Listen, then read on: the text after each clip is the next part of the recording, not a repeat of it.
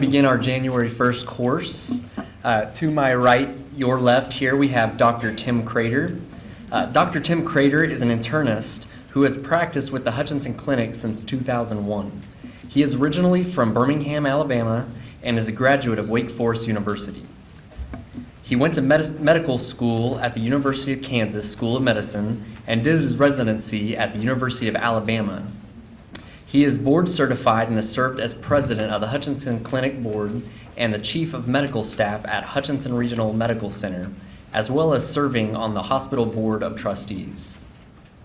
Dr. Crater is very involved with the clinical research trials program, which was recently recognized as the top 5% for recruitment with more than 3,200 sites worldwide for the Spire medical trials through Pfizer. This year, Dr. Crater will also serve on the Hutchinson Reno County Board of Directors, and he hosts a twice-a-month talk show on KWBW radio called Doc Talk.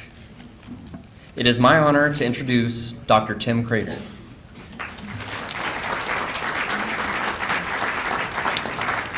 Thank you very much. Well, thanks for having me. I'm here because nobody else could do it, because it's cold out and I live close by.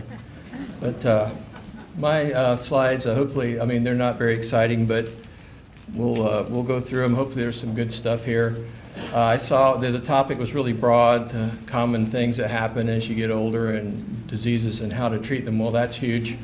Harrison's Principles of Internal Medicine is a 2-volume book, and the Oxford Textbook of Medicine is 3 volumes. So I thought what I'd do is just talk about the common things that occur broadly, and then how maybe to avoid finding yourself looking up your problems in one of those huge textbooks. Kind of a common sense approach. Obviously, the common medical problems that happen as we get older are pretty predictable. I'm going to move this over just a little bit. Obviously, as we get older, debility, which means that it becomes a little bit harder to do things we used to find easy to do. Frailty and deconditioning. Those are the biggest things that I see facing people as they age, and those are the real challenges. That when people have problems that they would normally be able to overcome, because they have, through the process of aging, become less constitutionally capable of overcoming problems, they're not able to handle illness, i.e., they're just not strong as they used to be. They weigh more. They have a little bit more trouble breathing. Maybe they have sleep apnea. They're just don't have the endurance they used to have. And so when they get appendicitis, or they have a gallbladder problem, or something that they would have handled much more easily at 40, when they're 80, it's a big challenge. So frailty and deconditioning, as well as debility, are big challenges, and they're things that really can be avoided relatively easily in advancing age, just with exercise and diet, believe it or not. Illness due to bad habits.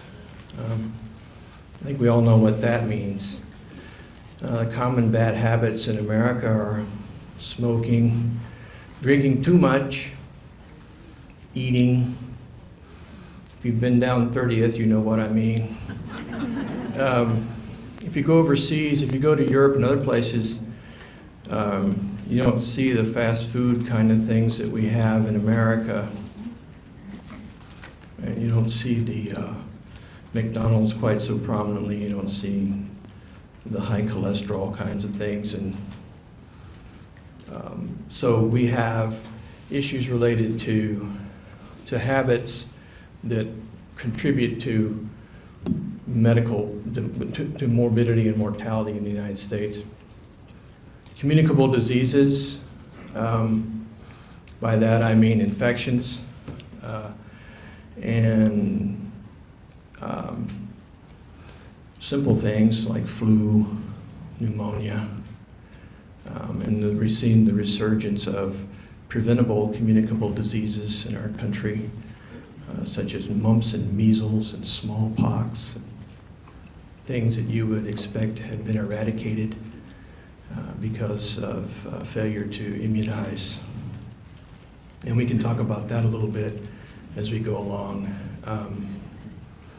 But when someone comes back from the Philippines and brings mumps or some other type of disease that we think we have a handle on, and suddenly you have an outbreak because children go to Disneyland and get it, you know you're in trouble. Cancer of all kinds. And again, a lot of this goes back to bad habits, smoking and alcohol being a couple of the big ones.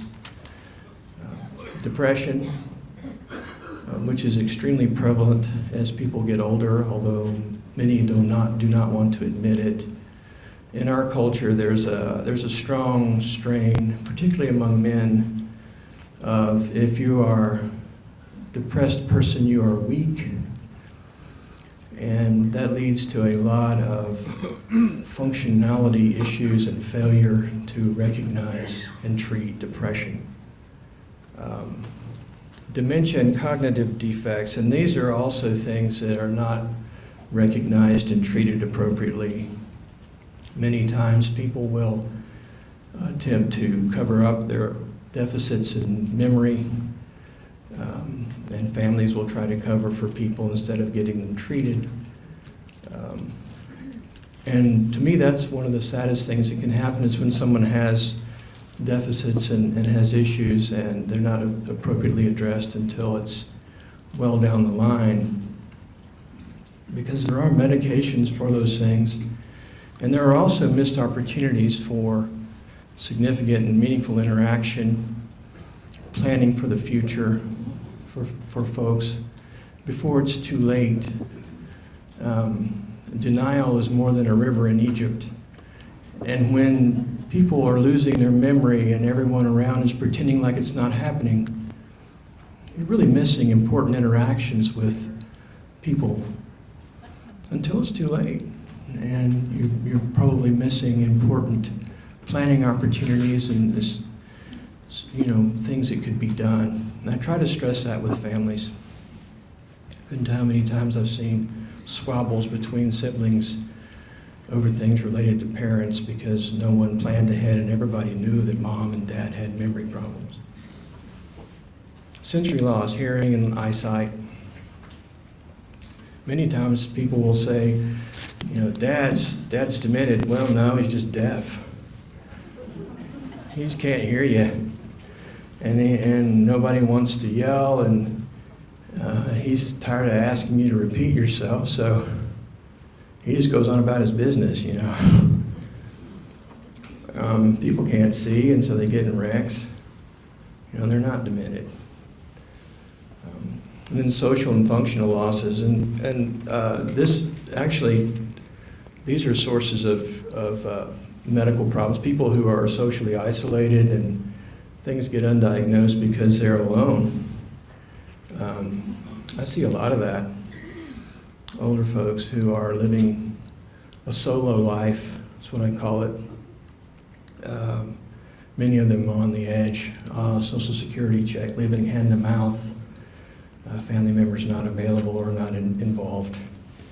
And that to me is a medical problem, and the reason I say that is because guess who gets to deal with that when the patient gets sick? The medical doctor. The best way to treat things, for me, is number one, prevention. So if we can spot problems before they become major problems, we can do screening tests to detect things before they become a big deal. If we can find that polyp before it's an invasive carcinoma, if we can find that spot in the breast before it's an invasive cancer with lymph node involvement, then we're way ahead of the game. And that's early detection, but prevention also involves let's stop smoking, let's stop drinking too much, let's stop engaging in the behaviors that are going to lead to illness down the line, to increase morbidity and mortality. Try to get ahead of the game, so actually being proactive in your health, taking command of your situation. Anticipation, meaning that you look into the future and you try to plan for the things that could happen to you. I don't think I need that anyway. So, what did your parents have? What kind of medical problems did your father have? What did your mother have? Are there any genetic issues in your family? What should we be anticipating in terms of your history and your risk for diabetes, heart disease, and hypertension? Have you thought about those things? What are going to be the results of the heart attack you had? What are going to be the results of the stroke that you had? Where do we go from here? Are we treating your ongoing diseases the way we should? And are you taking care of yourself? Are we anticipating the future? And are we planning ahead? And that's the fourth bullet. Are we planning for what's coming, and are we doing a good job? So that means follow up. It's nice to go to the doctor once a year, or just when you need them. But if you have diabetes and hypertension and high cholesterol and you're going to the doctor once a year, somebody's not doing their job. Either the doctor's not doing his job or you're not doing your job. Because those are 3 chronic medical conditions, and once a year ain't going to cut it. So you need to think about those kind of things. So if you're my patient and you've only got a once a year appointment, come up to me after this talk. We need to fix that. If you have a doctor and you've only got 1 year appointment and somebody else, go to them and fix it. It's not acceptable. Let's talk about a healthy lifestyle. It's something nobody ever really wants to talk too much about. It's the health nut. It's the guy who works out too much and cares about his body, the narcissistic guy, he's the one that's always out there running, doing something. But actually, he's the guy that lives longer than the guy who sits in the lazy boy watching football on Sunday. Those guys that work out really hard, run up and down the field? Yeah, they're the ones that tend to live longer. Physical activity, moderate aerobic activity, 30 minutes, 5 days a week, or vigorous activity, 20 minutes, 3 days a week. But everybody's in here thinking, are you crazy? Yeah, I'm not going to do that. Well, maybe not, but depending on your age, you should be doing something. That's a pretty high bar, I get it. And if you're 75, no, I understand. If you're 50, maybe you can do it. But you should be trying to do something. The point of that is to do something. You should not be just sitting around, especially if you're capable of getting up and walking and moving around. If you are and you're not doing it because your knees hurt, your back hurts, I understand. But you need to see that to a certain extent those are excuses not to work on yourself, and you need to try to do better. You've got to try to get some activity. And it's not because somebody gets a kick out of telling you you need to improve yourself. It's because if you don't, you're going to get sick. And nobody wants that. Ask your grandkids if they want you to get sick. They want Papa to be sick. No. They want you to be able to take that walk with them and go somewhere with them and do things with them, not just sit in a chair. When I was a kid, my grandfather couldn't get out of his chair. I mean, he was a great guy. Played basketball for NC State for 2 years before the Depression hit. Then he had to come home, no money. He was a great basketball player, but he wouldn't get out of his chair. You couldn't get him out of his chair with a crowbar. I'm sick. So we'd look at his pictures, and finally one day, when I was in college, he got out of his chair and he'd shoot the best underhand. They shot it underhand. I don't know how a guy could shoot underhand and hit it, but he beat me shooting underhand on a dirt court. I remember thinking, you know what? Why couldn't we do this more? You know, I missed out on a lot of stuff because he sat in his easy chair and wouldn't do anything. So don't be that guy. You know, he was 75 years old. We could have done it a lot more. But, so don't be that guy who could have, you know, he made a big impression on me in one day. What if we'd done it 50 times? So, get out and do something. Strength and resistance training. That's good stuff, you know. That's where they give you the rubber bands that everybody squeals about and hates. You know, they gave me those rubber bands in physical therapy and I hated it. Well, that isometric kind of exercise is really good for your muscles. Make you stronger. Help you build your resistance. So that you can pull yourself out of that chair. So that you can get up in your walker, so you can sit down without flopping. Because that's not good on your back and neck. So that you can use your upper body when your legs don't work like you wish they could. Those are really good training exercises. So you want to look at those. And remember, before you do anything really strenuous, you want to stretch. Because you're not 20 anymore. So going out on the court and just taking off is not an option. Unless you want to tear your Achilles tendon. Or sprain your back real bad. And be in the bed for a week, you know, like I've done. Because I thought I was 30, and I'm 49. So, you know, I thought I could beat my 20-year-old son, something wrong. I tell you, you might be stronger than I am, but you'll never be as mean as I am. And he proceeded to whip me. But anyway. But the big thing on this slide is that fitness reduces, you're right, this is a real wimpy laser thing. Fitness reduces fall risk. That's the bottom line. So your muscle tone is going to make the difference between whether or not you fall, A, and B, how hard you fall. Are you going to fall like a sack of potatoes and break your hip? Or are you going to be able to go to the ground slowly and in a controlled manner down to your knees?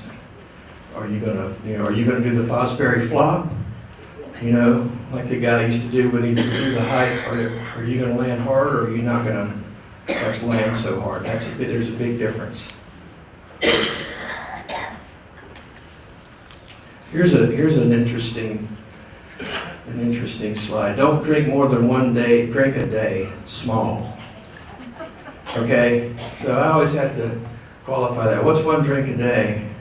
Is that a great big highball? No. Is that a big old, no. And then there's a questionnaire, and you know, a lot of people, Henry David Thoreau said that most men lead lives of quiet desperation. And I think as people get older, especially if they don't have social connections, that happens to them. They're quietly desperate. They're isolated, and many people have a tendency to self-medicate in some way or another. And alcohol is the choice of many. More than once, I've had discovered or been told, that someone I really didn't think was a big drinker was. Unfortunately, more than once by the coroner's investigator. We found Mrs. Jones, and there was a big old, bottle of Jack Daniels by the chair, the person who lived alone. Very sad. That is a big thing. Alcohol abuse, you've got to watch it. And there's a questionnaire called the Cage Questionnaire. Have you tried to cut down? Are you annoyed when people talk about your drinking? Does that make you mad? When Junior says, Dad, that's your third drink in the last 3 hours. Well, what's that to you? Why do you care? Well, it annoyed you. You know, do you feel guilty about it? So when somebody sees you drinking, do you try to cover that up? And do you drink a drink in the morning because you gotta get that fuzziness out? Well, if you answer yes to, more than one of these questions, you may have a drinking problem. So you got to think about that. And one of the biggest ones, if you have a drink in the morning to clear your head, that's a real problem. You got to think about that. Don't smoke. I mean, who doesn't know that one? One of my favorite ads are the old ads that has a doctor with I can't remember that show, the doctor that had the big white coat that buttons along the side. Does anybody know what that TV show was? No, was it Dr. Kildare? I thought it was Ben Casey. Well, he had a white coat that buttoned on the side and down the side. It was real fancy. Well, anyway, and he's got a cigarette in his mouth. And it's an ad. And it says, "My doctor smokes." I thought, good Lord. It must be something from the 50s or 60s, like Camels or Cool, I can't remember what it was. It wasn't Marlboros, it was something else. But we know now that smoking increases your risk of about 15 different kinds of cancer and emphysema and heart disease. Just don't smoke. I don't know, my grandmother was 86. She quit smoking at the age of 65. We were all proud of her. She used one of those water cigarettes, some kind of water filter thing. She was from a small town in North Carolina, and everybody smokes in North Carolina. You can't go down a rural road in North Carolina without seeing a tobacco barn. Wake Forest was funded by R.J. Reynolds. They built the campus, so I guess I'm a hypocrite telling you not to smoke, right? R.J. Reynolds funded the whole shooting match. They gave them their world headquarters when they moved out west of Salem. But anyway, at 86, she got lung cancer. She lived a good life, that's what she told me. But cigarette, and so smoking, we all know is bad. The good news is that your mortality from cigarette smoking goes down every 5 years after you stop. After 15 years, your mortality kind of comes down into the normal range. It's never zero, as my grandmother could attest to, but she was 86. She lived a good life. I loved her very much. And that's what that says. After 5 years, your mortality drops. So people tell you, I'm 85, I'm not going to quit. Well, you might want to think about that. You could still stop smoking. Aspirin, it helps reduce heart attacks in men and strokes in women. Don't ask me why. That's just the data we have. It might reduce heart attacks in women. We just don't have the information. These are the studies that we have available. And you have to look at the individual risk factors. Are you going to give aspirin to somebody who just had an ulcer bleed in their gut? No. So everything has to be tempered with a person's history. PPI, that's like Prilosec, proton pump inhibitor. Those are the things that stop acid flow in the gut. And if you're taking aspirin, you probably need to be on one because aspirin breaks down the lining of your stomach. So if you take an aspirin, you probably should take omeprazole or something like that to protect the lining of your stomach. And some people can't take it. So again, you have to talk to your doctor. Everything I'm telling you, obviously, you have to talk to your doctor to see if it fits for you. Okay, kind of like the ads you see on TV for drugs. Vaccinations. There are vaccines, a single dose, and Tdap is a tetanus, diphtheria, and pertussis. So pertussis is whooping cough. And we've had an outbreak of that in Reno County, probably for a couple of reasons. Whooping cough, people got it when they were kids. Well, the immunity to that wanes over time. You get whooping cough, And when you're 80, you don't have the same immunity as you had when you were 40 from the exposure you had when you got whooping cough at 6. So your immune system fades away over time. And so you might need a booster if whooping cough comes back to town. Now, why does whooping cough come back to town? Because these little people whose parents don't believe in vaccinations get whooping cough, and it kind of gets into a pool, and all of a sudden people in the community have it again. And so that's the other pool of folks that have whooping cough, or little people who haven't been vaccinated. And we had an outbreak in Reno County, and it kind of stayed and stayed and stayed. And if you've ever had whooping cough, which kind of hangs with you for 90 or 100 days, it's not fun. It's treatable with the Zithromax or the antibiotics. You get over it, but the cough hangs around for about 100 days, and you just feel rotten. So it's a lot easier to just take a shot. Flu vaccine, the CDC, Center for Disease Control, recommends it because it shows a reduction in hospitalization and mortality. There are several different studies, and it generates a lot of controversy for some reason in certain sectors of the community about flu vaccine. But the Centers for Disease Control, which is a pretty good outfit, they're the ones who helped track the AIDS epidemic and were instrumental in figuring out where it came from. They do a lot of interesting work on epidemics, and they're kind of sort of the world's authority on communicable diseases. And so they say that flu vaccine is a good thing in most populations. Obviously, there are certain groups of folks who shouldn't get flu vaccine, and your doctor can tell you if you're one of those. But it shows a definite reduction in mortality and hospitalization.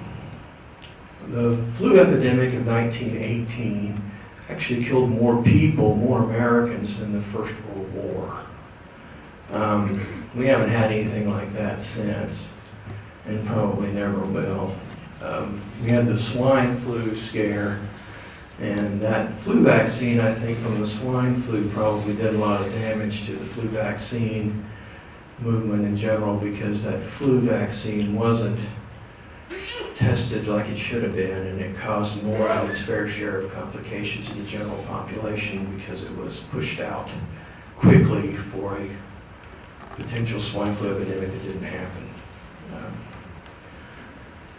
But we don't, that was an H1N1 vaccine. We now have a much better vaccine for that. High dose is recommended over the age of 65, although you don't have to get high dose. The intranasal vaccine is not recommended for adults. Pneumococcal pneumonia, that's a bacterial pneumonia, and there are 2 vaccinations for that.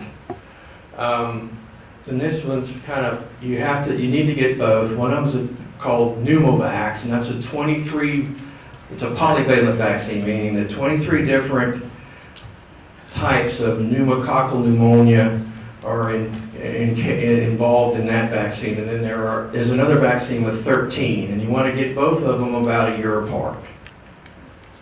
And that will reduce your risk of what used to be called the old man's friend, which was pneumonia, which killed people over the age of 65. We're trying to eradicate that. Those are the instructions for vaccines. Give the regular PPSV23 is the old pneumonia vaccine. Give it once before 65 and once after, with 5 years between. So after 65, you want to wait 5 years, so once at 70 or somewhere after that. And then the Prevnar 12 months after the first PPSV. So if you had Pneumovax before 65, you want to have it again once after the age of 65, and then 12 months later get the Prevnar. So you're going to get 3 shots probably. Zostavax is a shingles vaccine for all ages 60 and over, unless you don't have a good immune system. And this is an expensive vaccine. I know a lot of folks don't get it. But if you've ever had shingles, you know that really hurts. and it's debilitating, and it can leave you with a permanent nerve injury called postherpetic neuralgia. So it's a recommended one, and it's actually a chickenpox vaccine. It's the herpes zoster, which is the same thing that causes chickenpox. So it's like a booster for chickenpox. Cancer screening. Everybody probably knows all about cancer screening. Prostate cancer screening is kind of controversial these days. Some organizations recommend don't check PSAs, especially if a fellow's over 75. Most men 50 to 69 would benefit from having their PSA checked. African American men are at high risk. If you have a family history of prostate cancer, you're at high risk. If you have a disease that's going to shorten your life, if you're battling cancer, probably shouldn't have your PSA checked if it's a cancer that's going to shorten your lifespan. PSA testing is probably a waste of time. Colonoscopy testing for 50 to 75 is recommended. And then from 76 to 85, if there's a family history of special problems. If you're over 85, generally not necessary. Breast cancer screening for women at average risk every 2 years is one of the recommendations. And then again, this is kind of a tailored thing. I think, I can't remember exactly what, Medicare might be every 2 years now. I can't remember what they're paying, honestly. I try to get people every year if I can.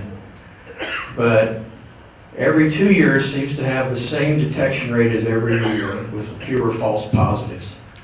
Meaning that you're going to have fewer people go to biopsy and with every 2 years versus every 1 year. And again, the recommendation is not to do those if someone has a life expectancy of less than 10 years. Cervical cancer screening. Now, this is interesting that 40% of older women have never had a pap smear. And this is all coming out of a database called Up to Date, which is from Harvard. This was news to me when I was reading this. 40% of women, older women, which means like over the age of 50 to 65, never had a pap smear. I found that hard to believe, but I put it up there. I just wanted to see what people in the audience might think. Because they have the highest incidence of mortality, undetected cervical dysplasia and cervical cancer. You can stop pap smears at age 65 if a woman's had 3 consecutive negative cytology tests or pap smears, or 2 consecutive negative HPV paps, HPV being a targeted test for the human papillomavirus, which is what causes an abnormal pap smear. That's the virus that causes genital warts and abnormal paps in the 10 years prior to stopping. So those are their screening recommendations. There's a new one, low-dose CT for lung cancer. And this is kind of a complicated one. You want to do that in people ages 55 to 80 with 30-pack years of smoking who currently smoke or quit less than 15 years ago. So here's the example. Willie's 65, he stopped smoking at 60 because his 6-year-old granddaughter asked him to please stop because I love you, Papa, I don't want you to die. He'll get an annual CT until he's 70. So that's how that works. You want to screen them for the time after they have reached the 10-year point. So, does that make sense? It's a 15-year window. So he's got a 15-year window. He's already had 5 of it. They've stopped. He needs another 10 years of screening. So you're going to get him an annual CT until he's 70.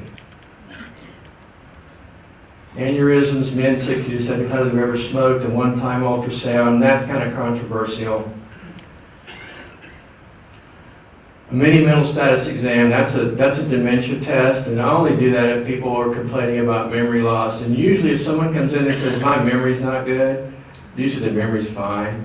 It's the folks who come in with their family members and their family members say, Dad's memory's terrible, then it's probably not good. You get the test and it's not good. There's a depression scale that I'll do on folks. Again, self-reported depression is pretty good. Depression scales are even better. Osteoporosis, DEXA scan for women age 65 and older, with some populations of women screened sooner. And then here are the other basic screens that we do: vision, hearing, nutritional screenings, vitamin D, medication evaluation using Beers criteria, and that's a list of medicines that you shouldn't take. And if you're older, and I'll tell you that list is a real tough one. That's the one where you might go to the pharmacist, or I'll get a fax that says patient shouldn't be on this, and it's very hard to negotiate because it's a huge list, and it's hard to sometimes keep people off of all of those medicines because it includes some really good ones. And so you have to kind of factor in somebody's functionality when you're looking at that list. Driving evaluation. Nobody wants to touch this. Nobody wants to come within 100 miles of this.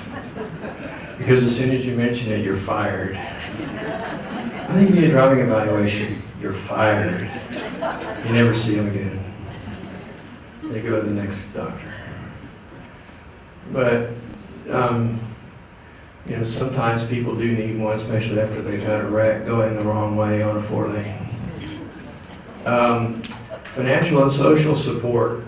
These are big ones.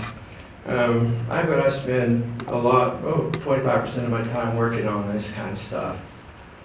Someone who hasn't made provision for their situation, and they have to have help. They don't have a power of attorney. They don't have an advance directive. They don't have a will or estate and trust stuff set up. They promise somebody something that they can't give them because they just don't have the means. They've lived well beyond the length of time they thought they were going to live, and now they've got to go into another facility. They're not going to be able to live in the house anymore, and Junior's not going to be able to stay there for free anymore. And he ain't got no job. I see that a lot. What's going to happen next? I mean, they got to think about that stuff because it's serious. It gets serious. So then I have to navigate that. BMI less than 17 and a half. I see a lot of really small people, really skinny. And if your BMI is less than 7, that's like the 85-pound person. That could be a neglect and abuse case. Not always, because some people are tiny. My mom's really tiny. But she sure can tell me, she sure does tell me what to do. It's not a neglect and abuse case.